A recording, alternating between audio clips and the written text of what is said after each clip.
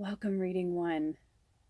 So it's really interesting to me because right off the bat, before we even get started, I keep feeling this emptiness, like this void over here. I kept wanting to put crystals here or do something. I wanted to like cover up that or like move it in closer and they were like, no, no, no, no, no. And so I started to understand what was happening. So I feel like you guys are going through this like you feel like you're missing something. Did you ever do that? Did you ever, you're like, something's wrong or something's off. You just don't know what it is. You can't put your finger on it. You're like, what's happening? What's happening? What's happening? I feel like Deepak Chopra came to me this morning to pass these messages on to all of us today about the mindfulness and the meditation and getting really in sync with our souls and our higher self. And I feel like for you guys, like this is something, I just also like I couldn't get comfortable. I just felt like I was like crawling out of my skin. And also, I've been working on my back today and I put like, essential oils. I was actually feeling really good. And then out of nowhere, right before I started your reading, my lower left back like started hurting really bad.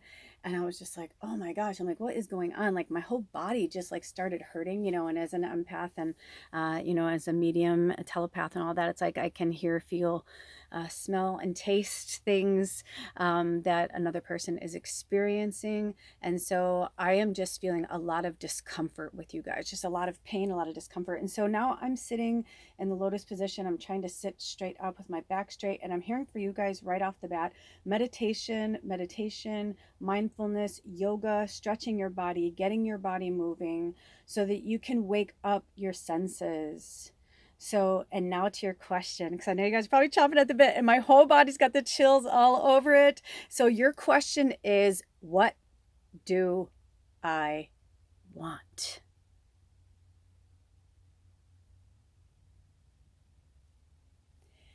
Spirit wants you to really sit with this one. This emptiness over here, this lack that you're feeling, this like something's missing. Nothing's missing. Nothing's missing. It just means that, well, Spirit says there's nothing missing technically, but what's happening is that some of you are just really out of alignment.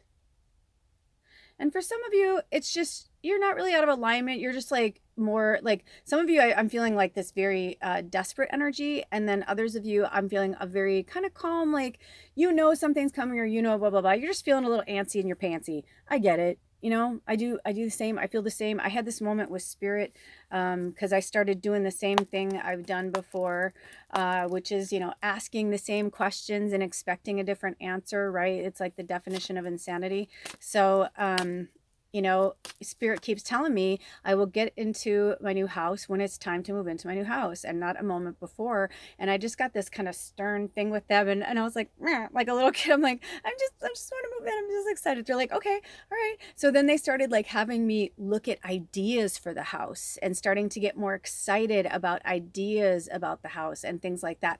And so I've been doing that. And I've been researching, and it's so fun to fall down the rabbit hole because there's so many amazing artists out there, and there's so many people sharing their visions and their fantasies and their whimsy and their goth and their fucking awesome shit. And I was like, wow. And it's just given me so many ideas as an artist because I've been in a tiny home for 7 years. And so I can decorate and change it any way I want. But, at the same time, I can't move furniture around. I can't, kind of make a room look different, except for with textiles. That's about it. And decorations. And so this is very, very exciting and interesting for me as well, to go on this path of asking myself, what do I want? And as I'm looking at things, I'm looking at what I have and I'm looking at what I want. And I'm like, okay, what do I need to get rid of and let go of? Even if it's something you bought, I hear this all the time from people where they're like, but Lula, I spent money on this, or I did this, or I invested all this time and energy. I'm like, that's okay though. You were supposed to, because sometimes we go to, the human university, right? I used to call it my life college, right? We are in human university And not everything pays off or pans out. I've been trying to teach this to a few people recently, and this was medicine that I had to learn as well.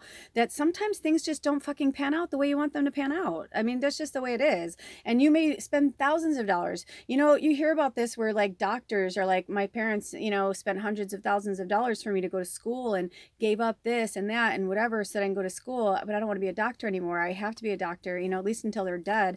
I'm like, I've heard shit like that from people I read for, and I'm just like, no, dude, you do not. I'm like, well, you know, what can you do? It's like, are we supposed to stay in one rigid mindset forever? No. So what we want changes, and spirit wants you to be open to that and to think about that, because sometimes what we want changes, and that's okay.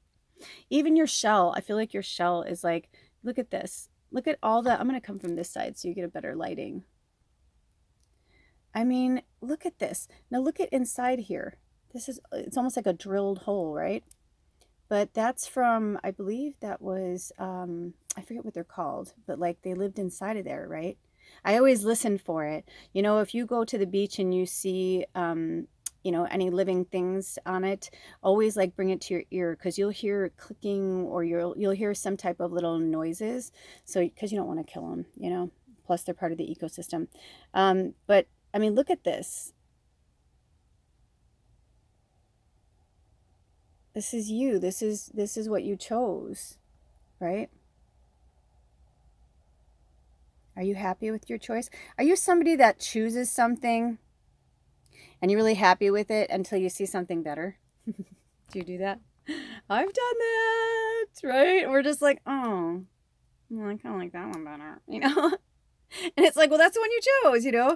I mean, that was like the story of my life as a child. I was such a brat. I was like, oh, I want that one. My mom's like, well, that's the one you fucking chose, and that's the one you're going to get. And I was like, But sometimes you can trade, right? Sometimes, I mean, I've been in places where, like, luckily an adult came into the situation that was there and was like, that's okay. They can, you know, switch it out. It's the same price. It doesn't mean anything. They can switch out if they want that one instead. Because, like, sometimes I, you know, see something in the store with my mom and it's like really awesome. There was like maybe 5 choices. And then as I'm walking out the door, I see a display that's got like 10 choices. And then, like, you know, maybe I chose an owl because I love owls. But then I saw the monkey and I was like, oh, I want the monkey now, you know?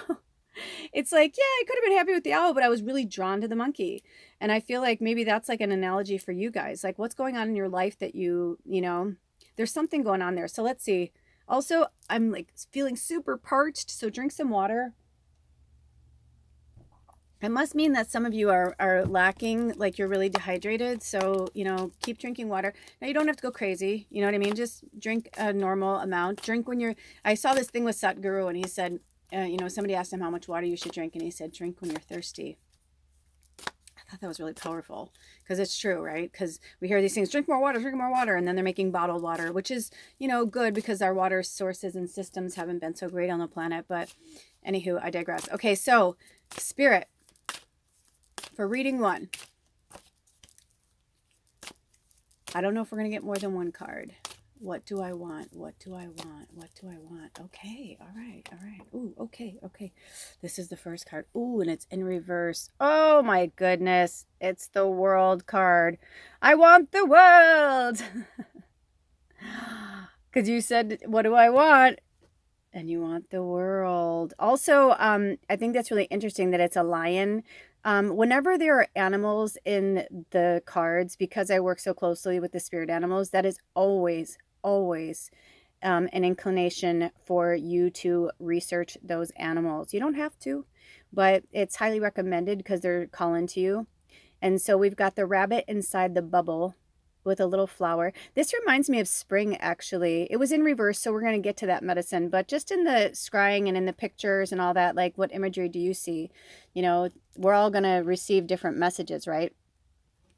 And this is the back of the card, and I don't know why, but I feel like it was meant for some of you to see. I feel like some of you used to do art like this, or you think this is scribble, and spirit's like, yeah, but you can turn that into something really magical or whimsy. Do you know wallpaper is all the rage again, and really like eco-friendly wallpaper, and they're looking for designers all the time. Like, that could be a really cool wallpaper, especially in that really, like, we're in natural lighting today, but you know, in that kind of buttery yellow.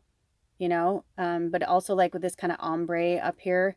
And I feel like this means something for you guys too, like to, reconnect with your inner artists. Because you're saying, what do I want? But you're limiting yourself. Some of you you do want to do art for a living, or you do want to do that. And they're like, well, just seek it out. A lot of businesses, like these younger companies that are starting up, a lot of people made a lot of money off the internet in the early stages. And then just because people have money does not make them evil, right? No, they are helping the world. They are changing the world. They're grateful. They know they make like $22 million a day or something. You know what I mean? Without even trying. Right? They're just like, because something that they invented or an app that they created. And same for you. Maybe you have an app. Did you ever see that one Big Bang Theory episode where Penny and Sheldon are creating an app because Penny was obsessed with shopping and shoes, and like somebody was like, there's got to be a way you can parlay that into like making some money. And she's like, what do you mean? And they're like, well, I mean, if you're like on social media, and like, and people, blah, blah, blah, like your stuff, then you can like, tell them where to buy it. And she's like, oh, I never thought of that. And so her and Sheldon decide to create this app, and they're taking pictures of like all of her things and like connecting them to like where she bought them. And, so there's just so many things out there now. We're changing, we're evolving, we're growing. And also maybe something that you used to want, it doesn't feel good anymore. It was good, also I was like this. My mom used to say I was the jack of all trades, master of none, whatever they call it, and that I could wear many hats. And I used to say I thought it was awesome. It was my life college, because I never really stayed at a job more than 3 years, and I never stayed at a home more than 5. And it's because I always felt the need to move on or do something different, or I would learn as much as I wanted to learn from something, or I would master something. And then I was like, you know what? I don't want to do that anymore. That's like something I love, but I don't want to do it anymore. And now people are seeing that that's like a new way of life. But when I would go for interviews or for apartments or things like that, they would be like, what are you, running from the law? Ha ha ha. Because I lived in 5 different states and moved all these different times. And, I was like, no, I'm like, I don't have children, and I have the luxury to, even if I had kids, I'd probably do the same thing, which I don't know. It's probably why I don't have kids, because that could be really disabling. Is that a word? Unstable for a child, although some love it. Alder, my husband, his family, when he was growing up, his parents were gypsies, and they used to move around, and they would pick fruit here, and they would go to this state and do that. And he thought he had this like ideal, awesome childhood. Well, on one side of his childhood, that was really awesome. But now we're realizing that when he's 50 years old now, that there are a lot of things that he is having a hard time with because of his unstable childhood. Because he, for who he is, it actually was not super healthy for him. But his parents, on the flip side, the dark side of that situation, his parents were actually addicts, and they were following the money, and they were following the work. You know what I mean? So that they can keep partying and having a good time and whatever. They finally got sober, and, and everything, changed for them. It was great. But, Alder's kind of left with all that. He was like 6 years old when that happened. A lot of the abuse and horrible things that happened to him happened during that time because his parents weren't paying attention, because strangers were coming in and touching him and doing things to him. And he talks about it now because he wants people to know, like, it's not just, it happens to everybody. It doesn't matter if you're, white, black, green, or purple. It doesn't matter if you're a girl or boy or, whatever you align with. They're just labels. They're just these identity labels that were given to us, but it's not exactly who we are. Also, I'm getting a pull for Virgos. There may be some Virgos in this energy, or it could be a Virgo who came up for you, which is interesting because one of his parents is a Virgo. So, anyway, so on the bottom of these, I love these pictures because when I was studying this deck, all of these creatures had names. So we have unity and vitality, and we're going to read the book right now. So I'm going to bring this, and also it's number 21, which is the number 3. And they were wanting me to say that that's really impactful. That number means something for some of you guys. Okay. So number 3, and I want to get this in here. I'll be right back.